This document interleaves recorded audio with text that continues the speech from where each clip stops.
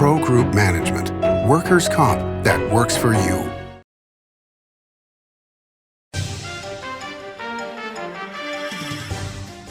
Welcome to Nevada Newsmakers, coming to you from Carson City. On the broadcast today, we're talking education with Assemblywoman Alexis Hansen, here for the whole show on an all-new Nevada Newsmakers. Save money and take transit. Did you know you can ride the bus all day for less than what it would cost you for a gallon of gas? Plan your trip now by going to rtcwashoe.com. It's the Lucky Lexus Cash and Free Play giveaways at Tamarack. Weekly Cash and Free Play winners plus a $20,000 cash winner guarantee. And drive home a brand new Lexus NX30 or walk away with $42,500 in cash. It's a good time to win at Tamarack Casino. Like a traditional handmade basket, retail is woven into the fabric of life in Nevada. From big box to mom and pop, retail supports our communities in countless ways. Jobs for the disabled, team uniforms for kids, help for the elderly, and so much more. Retail employs over 1 in 10 workers. Retail supports Nevada, and we support retail. RANNV.org. Pro Group Management offers workers' comp services to a growing number of industries. As businesses grow and change with the times, the need for a solid workers' comp program must be flexible and up to date. The evolving nature of regulations can make staying ahead of complex tasks challenging. But Pro Group Management simplifies the work so your industry can move forward and succeed. Pro Group Management, workers' comp that works for you. When in Carson City, Nevada Newsmakers records in the conference room at the Bank Saloon. Coverage of the 2023 legislative session is brought to you by Liberty Dental Plan, making members shine one smile at a time. Pro Group Management, workers' comp that works for you. The Regional Transportation Commission of Washoe County, your RTC, our community. NV Energy, proudly serving Nevada, providing electricity to 2.4 million electric customers. And by Nevada Builders Alliance, building a better Nevada. This is Nevada Newsmakers with host Sam Shad, a no-holds-barred political forum. Now, from the Nevada Newsmakers broadcast headquarters, here is Sam Shad.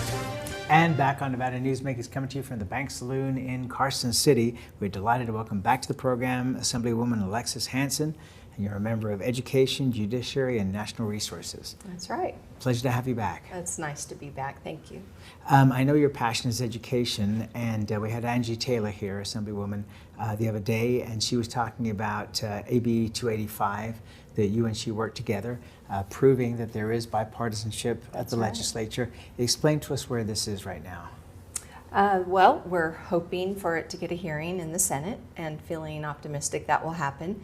285 is kind of a merger of, I had Student Discipline Bill 194 that we've married these bills together, and Assemblywoman Torres and I had brought forth 194 that had kind of arisen out of last year about this time. Superintendents, I represent 6 counties, and superintendents, parents, teachers had reached out to me about the issue of student discipline and some of the unintended consequences of AB 168 from 2019.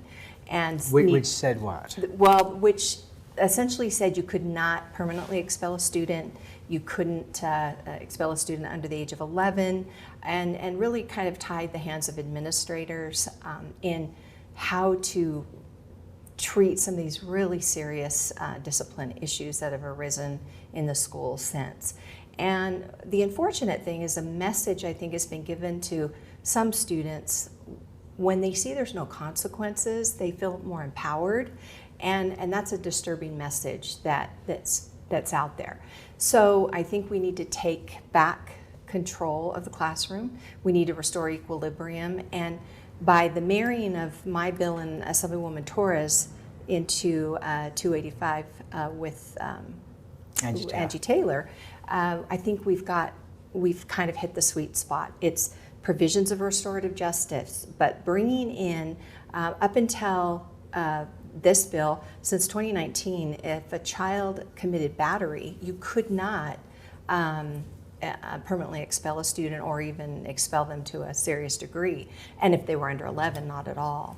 And we've had a lot of physical violence on teachers, on support staff, and administrators that we've needed to address. And so this bill, with putting provisions of restorative justice, maintaining some of those, bringing back some other guardrails, I think we've got to a place where you get a lot of support across the board from individuals that you might not find come to the table on education issues. For example? You have the Nevada State Education Association, you have parents, you have administrators, who not always administrators and the unions necessarily on the same page, but they are. And so there have been some concerns, and Assemblywoman Taylor, Assemblywoman Torres, and myself have met at length with some of those that have some concerns, particularly about the younger kids and what that plan looks like if a child has to be suspended, expelled, and we have those provisions to be provided in the bill. So, where did this all come from? Where did you start seeing the problems occurring? Was it during COVID or prior to COVID? Well, certainly I think things have gotten worse post-COVID. In Clark County, kids did not go back to school. Fortunately, in Washoe County and in the rurals, children at least were on a hybrid program where when we had fall of 2020 hit, schools were open to students in elementary school full-time. In middle school and high school, it was a hybrid. So those students in the state I didn't have that shut down as severely, I think, as some of the kids in Clark County. But post-COVID, what we're seeing is perhaps an outgrowth of that. But I think what happened is there were good intentions behind the original bill in 2019 with restorative justice practices. But COVID came along, a shutdown, and then not enough time really for some of the restorative justice practices to really work their way through the entire system in the state of Nevada. It was kind of a perfect storm, and we also realized we needed some guardrails back in place, as we heard from administrators and teachers and parents. And so that is what we're seeing. Just for instance, some of the severity of it. I had a 210-pound 10-year-old in one of my district schools who beat his principal, a male, on a school bus, captured on camera 150 times. Hit, goodness. Bit, kicked, and as the principal was trying to intervene on that student pummeling his younger brother, who was 7, the only recourse for that principal was to move that student to another school. And so now that student is at that other school with just a regular district school, not a behavioral school. And so, because we didn't have a place post-2019, we used to be able to send children under 11 to an alternative setting, an alternative behavioral school, but not post-2019. So we've had to fix that. And this isn't just one story. There are many, and that was the disturbing part. So we need to restore that equilibrium back in the classroom. What is your definition of restorative justice? It's a lot of a social emotional learning. And let me clarify this. The restorative justice plans, what happened with the prior legislation is we kind of got the cart before the horse. The real dilemma that we found from a lot of administrators and teachers was you have a child severely act up in class. You could not put that kid, you say it's 2 o'clock on a Wednesday. That child, if you don't have the restorative plan in place when you suspend or expel the child could come back the next day because you can't suspend them until that plan is in place. What the bill does now is you can, but you have to have the plan within 48 hours. Well, actually, calendar days, school days, right. Because what if it happened, on a weekend? Friday, then they show back up on a Monday. So that putting wraparound services, addressing the social emotional needs of the child. A lot of times, hurt children hurt others. And so we're trying to get to that, but we still have a duty to respect the majority of children in that same zip code, in that same classroom, and those children are suffering as well. So, we've got to remove that child from the situation, help that child with the services they need, but also protect the teacher and the students that are in the class still. Are you getting the support of the rest of the legislature on this? Yes, there are some legislators who have some concerns, and we're addressing those. Sometimes things can get very heated in hearings, and some of the narrative that was suggested in opposition is that somehow we're going to throw away kids. I think anybody who knows me, I don't throw away children, and none of my colleagues are going to throw away children. That's not what this is about. This is about getting those services for those children and also protecting the other students, the majority of the students as well. So I would never be involved in any legislation that would harm children, and I'm going to see this through the regulations and the rollout. All of us are committed that are part of this bill to do that. You're a mom to a lot of kids, and I you am. have, I think, 20 grandchildren at this point. Thank you for remembering. Yes, and that's a lot of it. I've been involved in the school district in Washoe County in one form or another since 1988, and my last one graduated in 2017. So 29 years. I've been involved in educational issues in Washoe County in particular. So this is a subject that's near and dear to my heart, and I really do want what's best for students, but also protect our teachers and staff. Well, the reason I brought it up was that, one of the concerns that I have in talking to younger people these days, people in their 20s, is the post-COVID situation of the lack of social interaction. Now, I know you're very family-oriented, and so I'm sure there's been a lot of social interaction to help with that. But what are you seeing and hearing about in terms of some of the problems we're going to see societally post-COVID? It is a big concern. I have seen, because I've been around children for such a few decades, there has been a change, and I attribute a lot of it to social media, to screen time, and that is why the shutdown really concerned me. Is kids were on screens, not physically interacting the way. It's a difference. Doing things over Zoom Absolutely. Versus being in person, it is a big difference. And that social connectivity that we have with another human being is really important.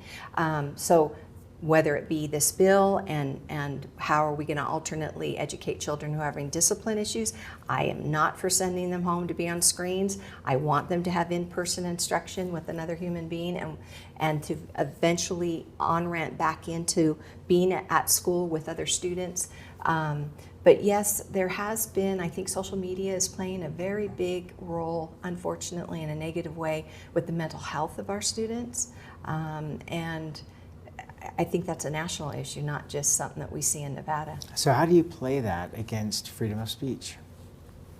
Well, I think it's a matter of we have rules and opinions about what is age appropriate, right?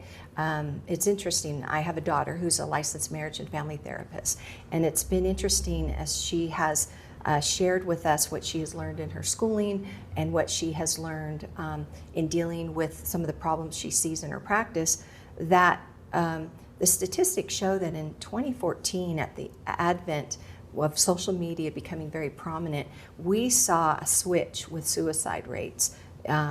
Usually it was more male-oriented. We saw female numbers rising. We saw it getting particularly lower and lower in age, which was a frightening statistic to see. So, and that to see those, is there correlation, causation?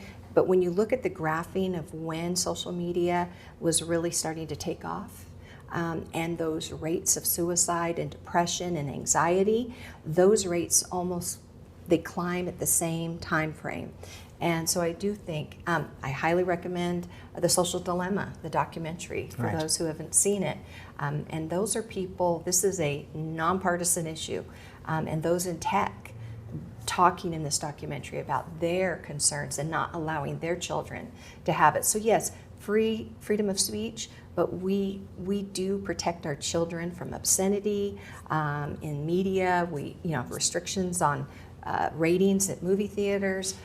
So I don't think it's unreasonable for parents or even schools to curtail the use of their phones in school or social media. I remember one of the schools my kids were at, you couldn't have a Facebook account if you were in that school until, and this was for like a middle school. And so I think that's reasonable. All right, let's take a break. We'll come back much more with Assemblywoman Alexis Hansen right after this timeout. Big R in Sparks is located on Bering Boulevard next to Smith's and across from Reed High School. It's a 50,000 square foot hardware store and a whole lot more. It's your spring headquarters with lawn and garden supplies, power equipment, and outdoor living. Big R on Bering Boulevard in Sparks next to Smith's and across from Reed High School. Big R, hardware and a whole lot more. The casino industry drove Nevada's economy for decades. By the 1990s, however, the state's sole industry was in sharp decline. Many were losing their homes, many were leaving the state. Is Reno on track to be the Detroit of the West? Was an October 2010 Reno Gazette-Journal headline. Nevada knew it was time for a change and a time to diversify. Story County took that lead, took risks, invested tens of millions transforming its desert into a place of opportunity and a future for Nevada families needing something new. That desert now provides thousands of high-paying tech, advanced manufacturing, and energy careers at companies like Tesla, Panasonic, Google, Switch, and Redwood Materials. Story County transformed Northern Nevada forever, and the tide of opportunity has raised all vessels through construction contracts, high-paying careers, and the power of payroll. Tens of millions have been generated in sales and property tax, permits, and other revenues for Reno, Sparks, Washoe County, and for all of Nevada. Enough, in fact, to generate a surplus after public services are provided. And best of all, a sustainable economic climate has been created, enabling our children to stay in Nevada and live prosperous lives in their home state. Story County, improving Northern Nevada one industry at a time.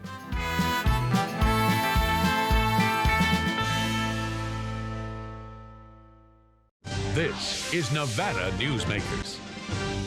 And back on Nevada Newsmakers, we continue our conversation with Assemblywoman Alexis Hansen. Her district is huge. Parts of Elko County, Eureka County, Humboldt County, Lander County, Pershing County, and Washoe County. How do you get, what's the mileage on your vehicles? Well, a lot. And I got a hybrid, so that helped me on my gas mileage. But I love the district. It's a great fit, great communities.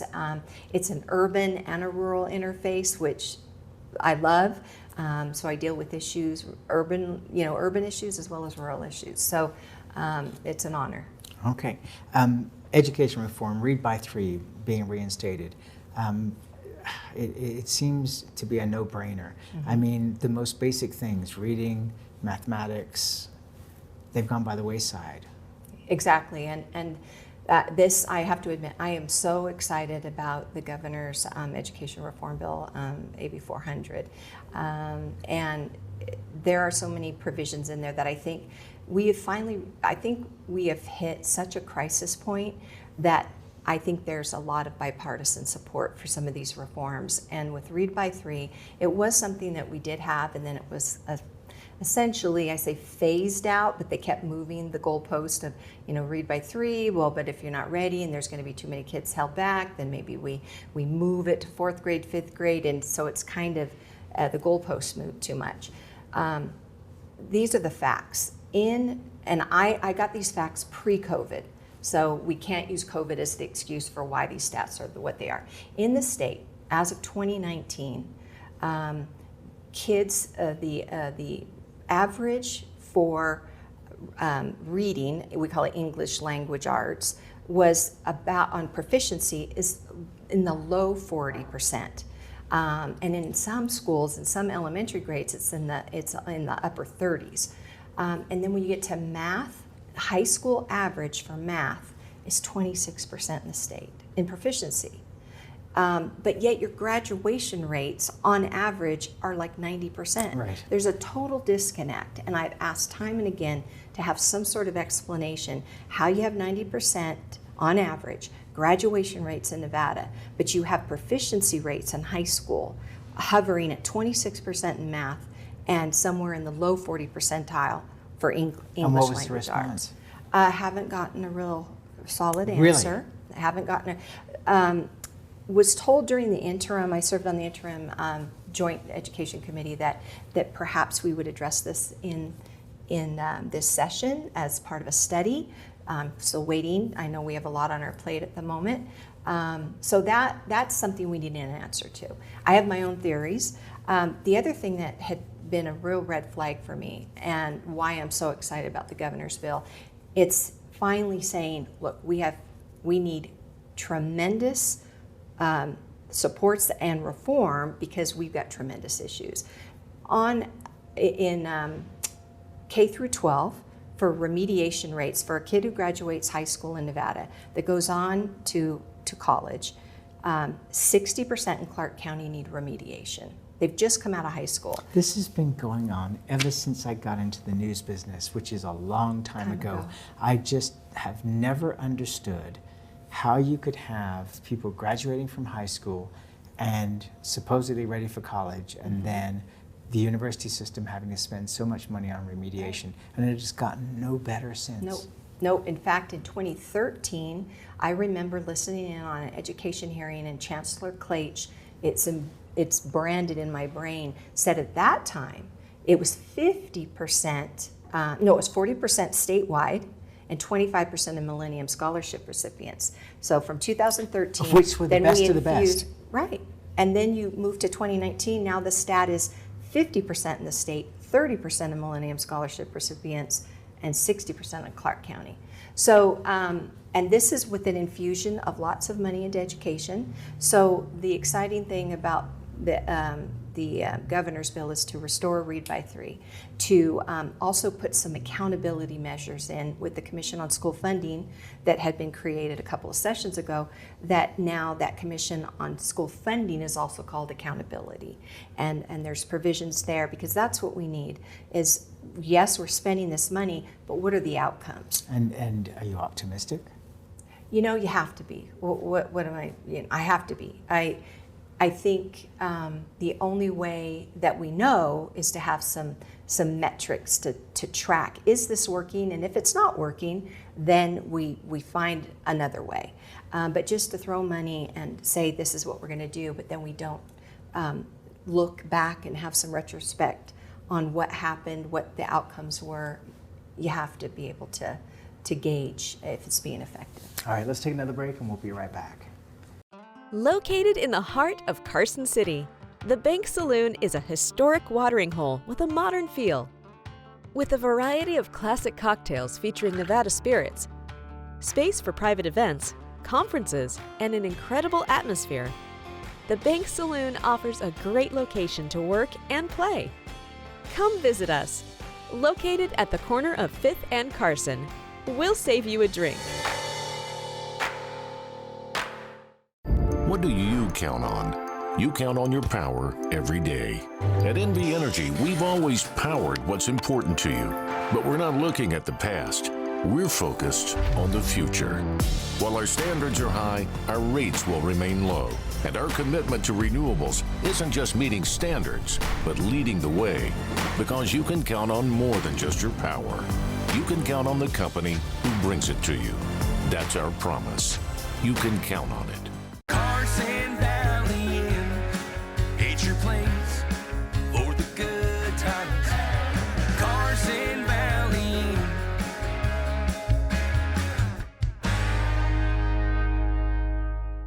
The Nevada Builders Alliance has been protecting the interests of the construction industry for over 50 years. Our programs save members thousands of dollars every year and allow them to provide much-needed benefits to their employees. Our industry also allows Nevada to grow. If you're thinking about a career in the construction industry, reach out. And if you haven't thought of a career in construction, what are you waiting for? We are the Nevada Builders Alliance. This is Nevada Newsmakers. And back on Nevada Newsmakers, we continue our conversation with Assemblywoman Alexis Hansen, Career and College Ready Diploma. Tell us about this. This is one of my favorite bills. It's just to show you education should be bipartisan. And Assemblywoman Mosca, who's a freshman, has really impressed me with the legislation she's brought on behalf of education. And she has AB 241. It's the Career and College Ready Diploma, which already exists, but it's an opt-in diploma. Back in my day, there was only one diploma. Well, maybe two, and an honors diploma. But now there are, I guess, like 4. And this one there are certain requirements, higher standard of amount of credits in those basic subjects, English, science, math. And this bill would say, instead of you can opt in to qualify for Career and College Ready Diploma, instead that is the default. And then a student, a school administrator, and a parent, after maybe your freshman year, could say, we're not interested in that, could opt out. But it sets our kids on a course for higher expectations of standards for them to leave high school maybe better prepared for college or a career. And that's where we have to leave it. Thank you so much for doing this. Thank I really you. appreciate it on a very snowy morning this morning in Carson City. Spring in Nevada. Yes, I appreciate you being here. Imagine a magical garden that feeds Carson City's hungry and homeless, teaches our high school students agriculture, creates hanging floral displays to beautify downtown, and yet charges nothing. It's not magic. It's the Greenhouse Project. It's real, it's growing, and it needs your help. Go online to carsоncitygreenhouse.org so together we can grow it forward. Early in the morning or throughout the night, professional truck drivers are on the job, serving you, safely moving freight that's crucial to our economy. From the oldest industries to our newest innovators, from the exotic to the everyday. Trucks are everywhere, moving everything. Never afraid to embrace a future that makes Nevada and our nation stronger. Trucking moves America forward. Hi, I'm Renee Summerhour, digital news anchor here at 7 at 7. Watch our streaming nonstop newscast immediately with your mobile phone. 7 at 7 is the new way for you to get every bit of local news you need in just 7 minutes. Breaking news, local neighborhood news, weather, and sports are just a click away. Reporters bring you all of what's happening in the Valley. From Roku, Amazon Fire, Apple TV, YouTube, and more. Get every bit of local news you need from the RJ and LVRJ.com. When in Carson City, Nevada Newsmakers records in the conference room at the Bank Saloon. Coverage of the 2023 legislative session is brought to you by Liberty Dental Plan, making members shine one smile at a time. Pro Group Management, workers' comp that works for you. The Regional Transportation Commission of Washoe County, your RTC, our community. NV Energy, proudly serving Nevada, providing electricity to 2.4 million electric customers. And by Nevada Builders Alliance, building a better Nevada. Our thanks to the Bank Saloon in Carson City and the Builders Alliance for their help with our coverage of the 2023 legislative session. We'll see you on the next broadcast.